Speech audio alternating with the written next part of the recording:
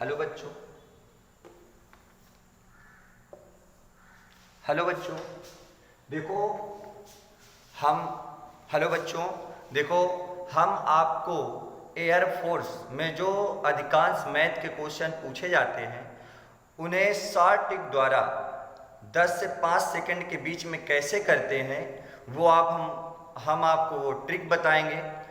और हम आपके उज्जवल भविष्य की कामना करते हैं कि जो बच्चे मन लगा के पढ़ते हैं उनका कहीं ना कहीं सिलेक्शन जरूर होता है। तो चलिए देखिए प्रश्न उसमें एयरफोर्स में किस प्रकार के पूछे जाते हैं। कह रहा है जैसे प्रश्न एक आया हुआ है कि अवकल समीकरण ये दिया हुआ है, कह रहा है इसका हल क्या होगा। क्या कह रहा है, इसका हल क्या होगा। तो जरा ध्यान दो, इसको हम अंदर गुणा कराते हैं तो क्या होगा, ये हो जाएगा 2 sec square x plus 3 sec x into tan x। अब देखो इसका डिफरेंशिएशन करेंगे आप तो क्या होगा, sec स्क्वायर एक्स का क्या हो जाएगा tan x, तो क्या हो जाएगा 2 tan x plus 3 sec x into tan x का डिफरेंशिएशन क्या होता है tan x, सॉरी इसका क्या हो जाता है sec x, तो ये क्या हो जाएगा 2 tan x plus 3 sec x। कितना सरल है, देखो आपको समाकलन नहीं करना है, सीधा आपको क्या करना है, इसमें गुणा करा दीजिए और चेक कर लीजिए, जो आया वही आपका आंसर हो गया। आप इसकी स्क्रीनशॉट ले लो। अगला प्रश्न देखो,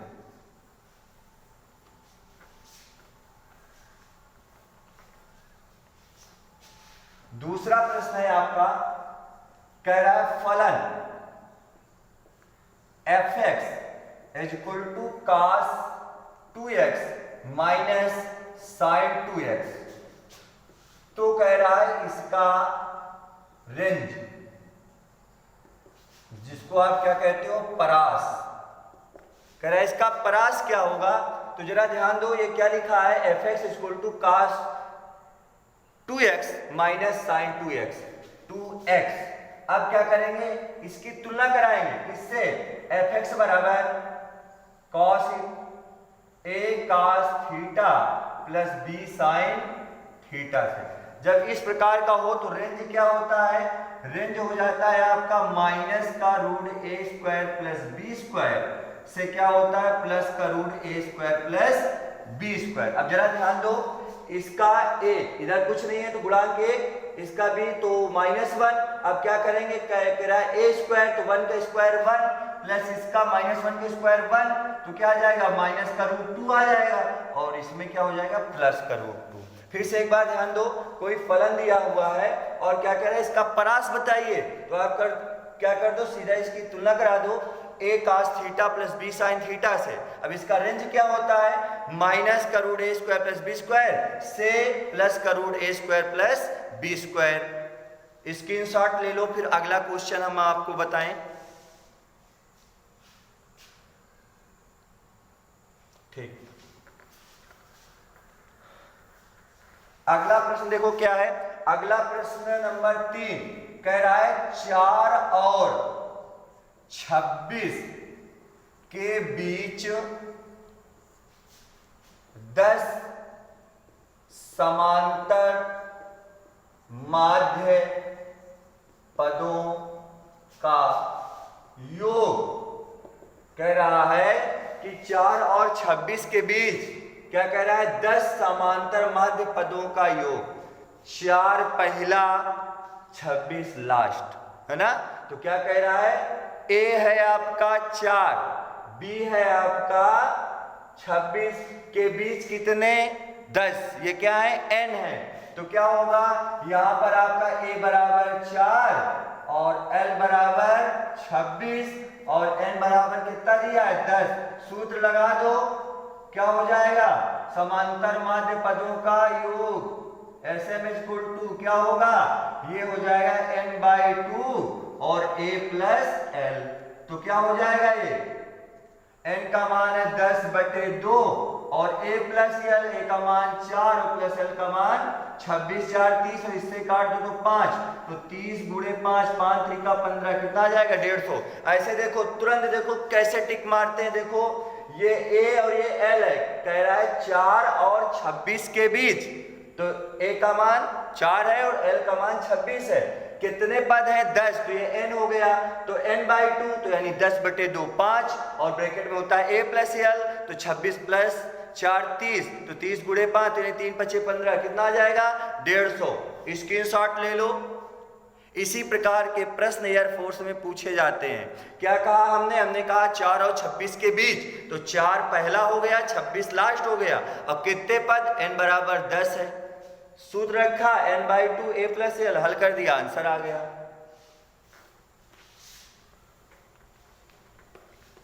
अगला क्वेश्चन जरा देखिए, अगला क्वेश्चन किस प्रकार से है। अगला क्वेश्चन कह रहा है कि त्रिभुज एबीसी में वेक्टर का एक सवाल दिया है, सवाल नंबर 4, कह रहा है त्रिभुज एबीसी में वेक्टर AB बराबर आपका दिया है i cap -5 j cap + 3 k cap, और वेक्टर BC बराबर दिया है, ये दिया है 2i cap + 2j cap - k cap. तो कह रहा है कि वेक्टर AC या CA वेक्टर कह रहा है CA वेक्टर क्या होगा।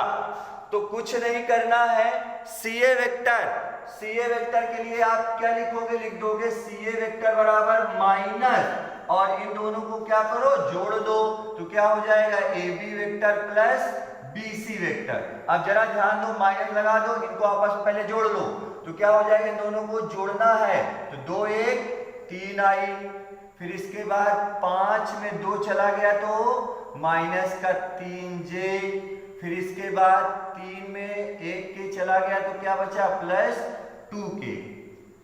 तो अब देखो माइनस का अंदर गुणा करा दो तो क्या हो जाएगा, -3i और +3j कैप और -2k कैप।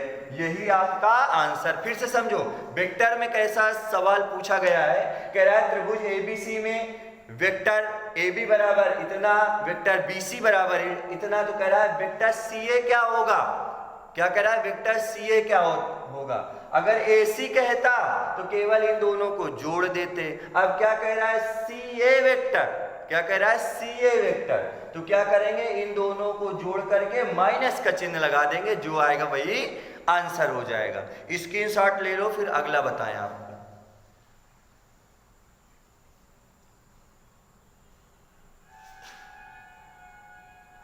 ले लिया, चलो अच्छी बात। अगला सवाल देखो क्या है। अगला सवाल कह रहा है कि समांतर श्रेणी से पूछा गया है, कह रहा है कि ABCD समांतर श्रेणी में, क्या कह रहा है, कह रहा है यदि A, B, C, D,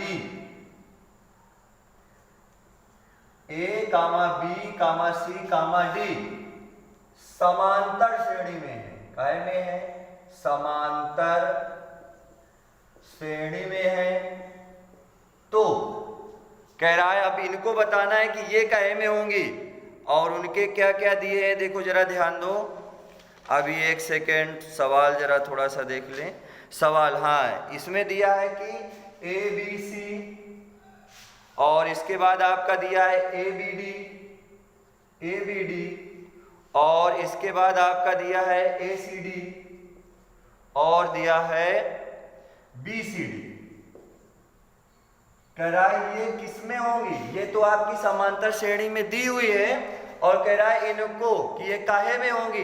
कुछ ना करो आप, जो समांतर श्रेणी में संख्याएं दी हैं इनको आप अपने अनुसार मान लो। तो जैसे A, B, C और D दिया है, तो 1 मान लो, 2 मान लो, 3 मान लो, 4 मान लो। हमने यही क्यों माना, यही क्यों माना, समांतर का मतलब होता है समान अंतर, तो यानी इनके बीच का एक अंतर, इनके बीच का एक अंतर, इनके बीच का एक अंतर, तो समांतर में होगा ही है। अब इनके मान आपको पता हो गए, इनमें रखो, चेक करो, जैसे निकालो ABC के मान, ABC, तो क्या कह रहा है ABC का गुणा करा दो, तो 3 दूना 6 का नाम 6, इसका मान आ गया। फिर क्या कह रहा है ABD, तो ABD, तो ये क्या हो जाएगा 1 × 3 × 4, तो 4 × 12। फिर क्या कह रहा है ACD, तो ACD, ये क्या था, ये आपका ABD था, तो 4 दूनी कितना हो जाएगा 8 हो जाएगा। फिर इसके बाद क्या कह रहा है ACD, तो ACD तो 4 त्याई 12 हो जाएगा इसमें। फिर क्या कह रहा है BCD तो क्या हो जाएगा 2 त्रिका 6 चौको 24। अब जरा ध्यान दो, चेक करो समांतर का क्या होता है। समांतर का प्रतिबंध आपका क्या होता है, ये होता है कि अगर दूसरे में पहले को घटा दिया जाए तो तीसरे में दूसरा घटाने पर आ जाए तो समांतर होगा। तो देखिए जरा ध्यान दो, 8 में 6 घटाओ और बराबर का क्या है 12 में 8 घटाओ तो क्या आया 2 बराबर 4, तो यानी बराबर नहीं है तो क्या होगा समांतर नहीं होंगी। गुणोत्तर देख लो,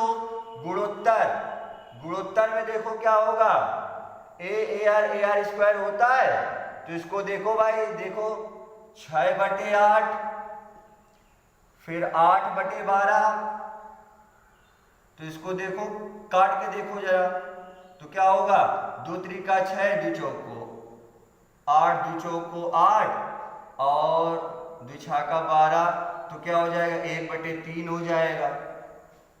4 दूनी 8 4 तेई 12, हाँ तो ये क्या हो जाएगा, ये हो जाएगा 4 से काट दो 4 दूनी 8 4 तेई 12, क्या ये आ रही हैं, तो ये गुणोत्तर भी नहीं है। अब हरात्मक का लगा दो, हरात्मक का क्या होता है, हरात्मक का होता है B बराबर 2AC upon A plus C। अब इसको जरा ध्यान दो, B कितना दिया है आपका, B दिया है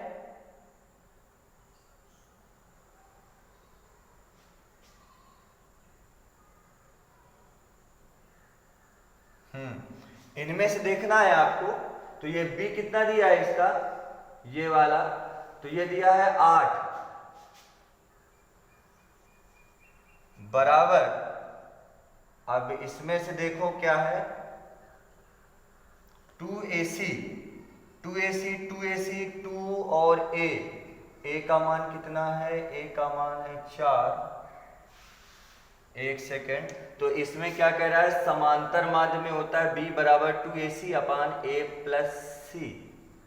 तो A का मान आपका जो दिया हुआ है, तो ये संख्याएं दी हैं, ये संख्याएं चेक करना है, तो ये A है, ये B है, ये C है और ये D है आपकी। तो ये B का मान इसकी जगह में 8 आ जाएगा, तो बराबर क्या कह रहा है 2AC। A का मान कितना है 6, तो पहले 2 × 6 × C का मान है 12 बटे, फिर क्या कह रहा है A प्लस C, तो A का मान है 6 और प्लस C का मान है 12, तो अब ये क्या हो जाएगा, ये हो जाएगा 2 × 6 × 12 बटे 18, तो 6 × 18 और 3 चौको 12 4 दूनी 8, ये दोनों आपस में क्या है बराबर हैं, तो ये कहे में है हरात्मक श्रेणी में। फिर से एक बार जरा ध्यान दो, कह रहा है ABCD कहे में समांतर श्रेणी में, तो कह रहा है ये संख्याएं कहे में होंगी, तो ABCD को हमने 1 2 3 4 मान लिया। अब इनके आंसर इसी में पुटअप करके निकाल लिए। फिर इसमें क्या किया, समांतर श्रेणी का प्रतिबंध लगाया, हरात्मक श्रेणी का प्रतिबंध लगाया और देखा कि गुणोत्तर और समांतर में नहीं आ रहा है, हरात्मक वाले में दोनों आपस में बराबर हो गए, तो ये संख्याएं काहे में होंगी, हरात्मक श्रेणी में होंगी। अगला प्रश्न देखो, इसको स्क्रीनशॉट मार लो पहले, फिर अगला प्रश्न देखो।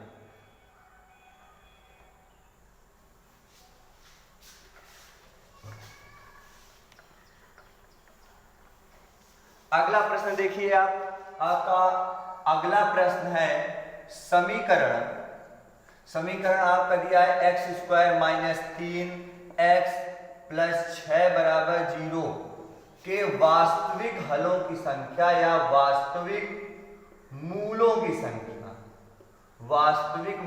की संख्या। आपको हल नहीं करना है, हल करके x का मान नहीं निकालना है, लेकिन देखो आपको करना क्या है, इसमें ये चेक करना है कि ये x² अधिकतम घात 2 है, तो ये द्विघात समीकरण है, तो कितने हल होंगे 2। लेकिन इसमें क्या है, बॉन्ड लगा है, तो इसका मतलब क्या है कि दो मान तो इसके हो गए और दो तो पहले से हो रहे थे, तो कितने हल होंगे? 4 हल होंगे। कितने होंगे? 4 हल होंगे। केवल बस इतना ही बताना है।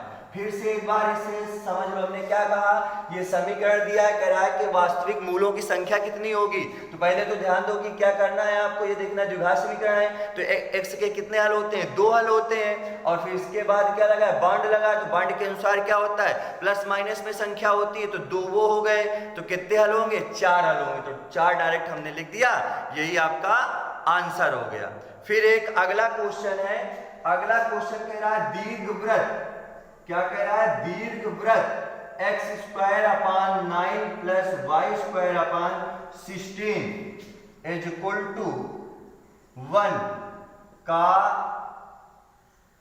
क्षेत्रफल क्या ज्ञात करना है? क्षेत्रफल ज्ञात करना है। तो देखो क्षेत्रफल का सूत्र क्या होता है, इसमें दीर्घवृत्त के लिए क्षेत्रफल का सूत्र होता है आपका पाई ए बी। क्या होता है? पाई ए बी। अब इसकी तुलना कराओ, पहले बना तो लो। व्यापक समीकरण थे x square upon a square plus y square upon b square equal to 1 से। तो देखो जरा ध्यान दो, इसको बनाओगे तो क्या होगा? 3 का स्क्वायर, इसका होगा तो क्या होगा? 4 का स्क्वायर। ए बराबर 3 और बी बराबर 4 आ जाएगा, तो रख दो। तो डेल्टा बराबर 3 गुणे 4, तो 4 तिहाई 12 पाई। आंसर कितने सरल होते हैं। देखो जरा ध्यान दो, कह रहा है दीर्घवृत्त ये दिया, कह रहा है क्या का क्षेत्रफल है, सूत्र लगाओ क्या? पाई ए बी। कुछ नहीं करना, और आप क्या करेंगे? समाकलन लगा के हल करना चालू कर देंगे। कुछ नहीं करना है, क्या करना है? पाई ए बी। ए का इसमें हमने 3 का स्क्वायर है, उसको कर दिया 4 का स्क्वायर। अब 4 तिहाई 12 और क्या है? पाई। आंसर हो गया। स्क्रीनशॉट मार लो। एक क्वेश्चन और देख लो बस, फिर बाकी किसी और दिन हम आपको बताएंगे। इसको लिख लो जरा। अगला देखो क्वेश्चन क्या है आपका, उसको जरा ध्यान दो। अगला क्वेश्चन है आपका, कह रहा है कि एक थैले में 3 सफेद व 4 काली गेंदें हैं।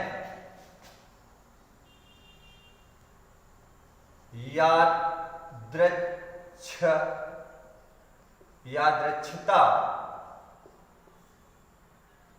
एक गेंद निकाली जाती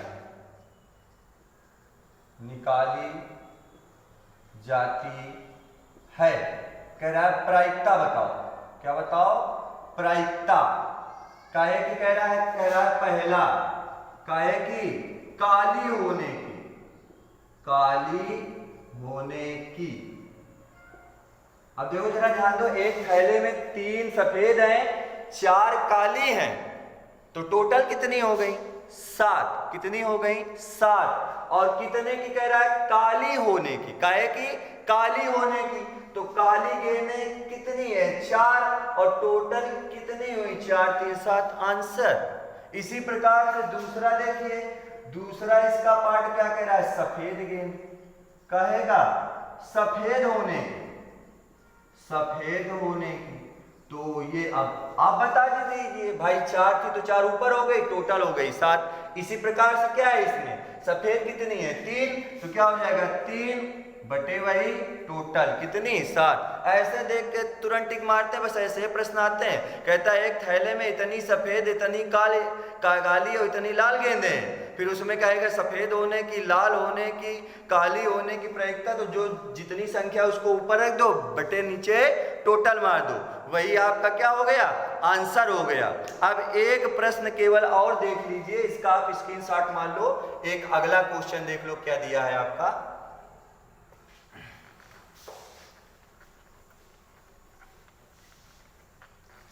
अगला क्वेश्चन देखो क्या दिया है आपका। अगला कह रहा है, एक समीकरण लिखा है, कह रहा है 3x - 4y प्लस 6 बराबर 0, और दूसरा दिया है 6x - 8y और प्लस 6 बराबर 0 के उभयनिष्ठ रेखा का समीकरण देखो इनमें आपको कोई संबंध दिखाई दे रहा है क्या? दिखाई दे रहा है? नहीं दे रहा है। तो चलो ऐसे देख लो, देखो इसमें क्या करेंगे, हम 2 का भाग करा दो 2 का भाग।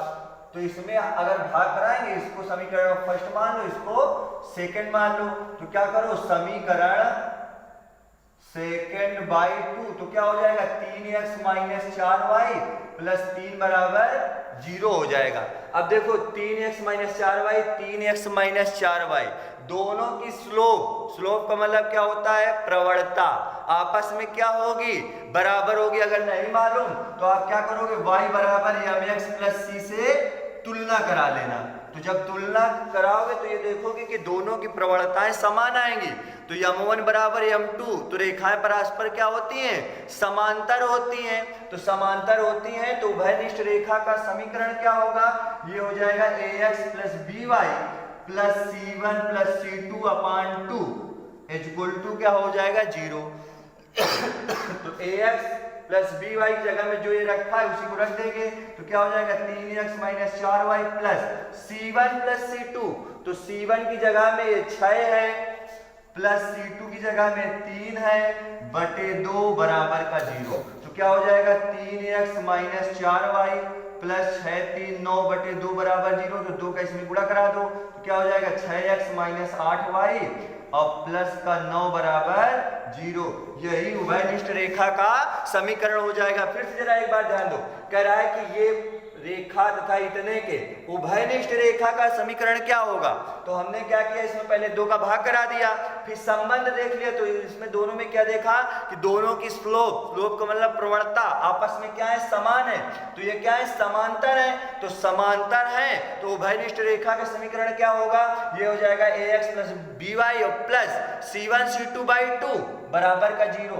और ये मान लो ये c1 है और ये जो आपका आया था ये c2 है, तो c1 प्लस c2 के मान रख दिया, बाई 2 कर दिया, जो आया वही आपका आंसर हो गया। स्क्रीनशॉट ले लेना बेटा, घर में रह करके अच्छे से पढ़ो, बढ़िया तैयारी करो। मौका बहुत अच्छा मिल गया। जो आपके भाई बहन या अन्य कोई परिवार में है, पढ़ रहे तैयारी कर रहे हैं, उनको कहो कि चैनल को सब्सक्राइब करो, वीडियो को लाइक करो और जितना अधिक से अधिक हो जाए तो शेयर जरूर करें।